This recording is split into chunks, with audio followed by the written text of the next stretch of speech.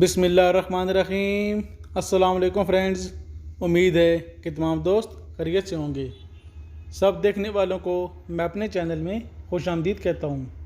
تو فرینڈز، اس وقت میں موجود ہوں مدینہ پاک صلی اللہ علیہ وسلم میں، اور میرے سامنے ہے مسجد بلال۔ مسجد بلال رضی اللہ تعالیٰ عنہ ہم بیرونی طرف سے دیکھ رہے ہیں۔ کہا جاتا ہے کہ یہاں پہ حضرت بلال رضی اللہ تعالیٰ عنہ کا گھر مبارک تھا، جس کو بعد میں مسجد کا درجہ دے دیا گیا ہے۔ اسلام قبول کرنے کے بعد حضرت بلال رضی اللہ تعالیٰ عنہ نے اپنی ساری زندگی اسلام اور نبی پاک صلی اللہ علیہ وسلم کی خدمت میں گزار دی۔ تو فرینڈز، اس وقت میں مسجد کے اندرونی حصے میں موجود ہوں اور اذان مغرب کا وقت ہوا چاہتا ہے۔ آپ دیکھ رہے ہیں مسجد کا اندرونی حصہ۔